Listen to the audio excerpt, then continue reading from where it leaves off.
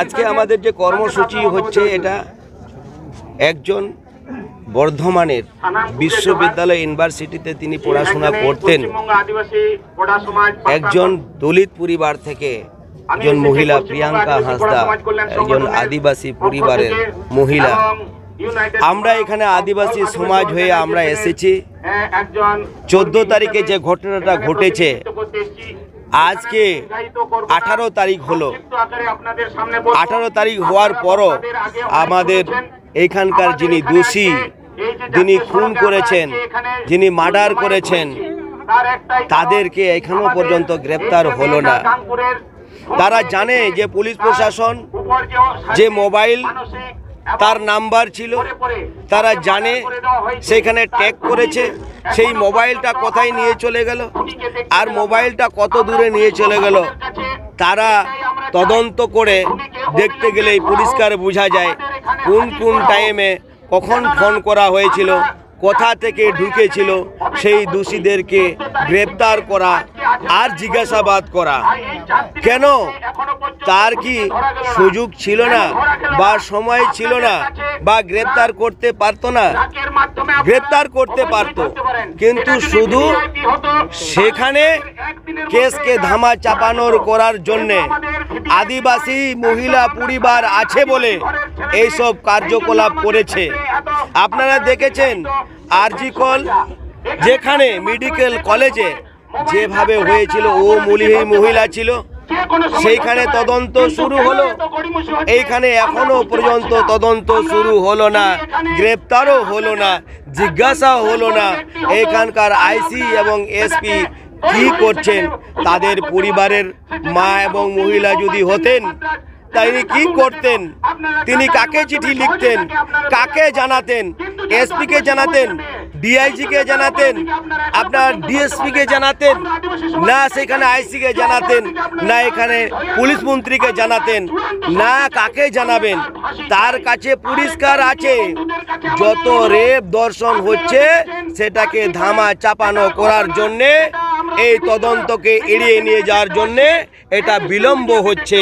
আদিবাসী সমাজ আমরা জেগে আছি, মাঝি মহল পারগানা আজকে জেগে আছে, সান্তাল মানুষ আজকে জেগে আছে, আদিবাসী মানুষ জেগে আছে।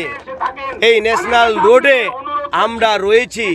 আমি আদিবাসী হিসাবে আমি এখানে উপস্থিত হয়েছি শুধু দোষীদেরকে গ্রেপ্তার এবং ফাঁসি দাবিতে আমরা এখানে এসেছি। যতক্ষণ পর্যন্ত ফাঁসি হবে না, গ্রেপ্তার হবে না, ততক্ষণ পর্যন্ত আমাদের আন্দোলন চলবে। শুধু বর্ধমান জেলা একটা নয়, এই রকম করে 10 থেকে 12 খানা ধামা চাপা হয়েছে। এটাও ধামা চাপা করার জন্যে চেষ্টা করছে। আইসি বাবুর তার কান যদি এবং চোখ যদি খোলা থাকে তিনি এইখান থেকে শুনতে পাবেন। এইখানকার এসপি তিনি শুনতে পাবেন, এইখান থেকে তিনি শুনতে পাচ্ছেন, এই কানে এই চোখে তিনি দেখতে পাচ্ছেন, দেখেও তিনি দেখতে পাচ্ছেন না। কাঠের পুতুলের মতন তিনি সেখানে দাঁড়িয়ে আছেন। যেখানে মূর্তিদের বানানো হয় কান থাকতে গেলেও শুনতে পাই না, এখানকার আইসি তাই হয়েছে, কান থাকতে গেলেও শুনতে পাচ্ছে না। এইখানকার এসপি কান থাকতে গেলেও শুনতে পায় না, চোখ থাকতে গেলেও দেখতে পাচ্ছে না। পুলিশ তো গ্রেফতার করছে না, আপনারা সিবিআই তদন্ত দাবি করছেন? দেখুন, পুলিশ এইখানে ডেড লাইন যত কিছু করা হোক না কেন, এখনো পর্যন্ত তিনি গ্রেফতার করতে পারলেন না কেন? এখানে আদিবাসী মানুষ আমরা রয়েছি বলে অবহেলা করে আজকে আদিবাসী একজন আমরা দলিত পরিবারের মানুষ আছে বলে আজকে গ্রেপ্তারও হলো না। সেইখানে ধনী পরিবারের অন্য সেন্টিমেন্ট যদি থাকতো তাহলে বোধহয় হতো। আমরা সিবিআই তদন্ত নিশ্চয়ই দাবি করব। আমরা আন্দোলনে নেমেছি। পুলিশ প্রশাসন তিনি কি করছেন জবাব চাই। আমরা তাকে বলবো যে আপনি গ্রেপ্তার করুন, দোষীদের শাস্তি দিয়ে ফাঁসি চাই। আমরা ন্যায্য বিচারের জন্যে সমস্ত আদিবাসী সমাজ আমরা এক হয়ে আমরা রাস্তায় নেমেছি। বিষয়টা কি বিধানসভায় তুলবেন? বিধানসভাতে নিশ্চয়ই তোলা হবে। জেলা প্রশাসনে ভরসা না হওয়ার জন্য আজকে আমরা পথ অবরোধ করছি। আবার ওই জেলা প্রশাসনের সঙ্গে বৈঠক করে আবার পথ অবরোধ তুলে নেওয়া হচ্ছে। এটা চলতে পারে না। আমরা চাই যে খুনিকে আমাদের সামনে নিয়ে আসতে হবে এবং তাকে কঠোর শাস্তি দিতে হবে প্রশাসন। এবং আমরা চাই যে স্বরাষ্ট্র সচিব অথবা পুলিশ মন্ত্রী এখানে কেউ আসুক, এখানে এসে সে কথা দিয়ে যাক। কোনো এরকম 24 ঘন্টা তাও বসে থাকবো।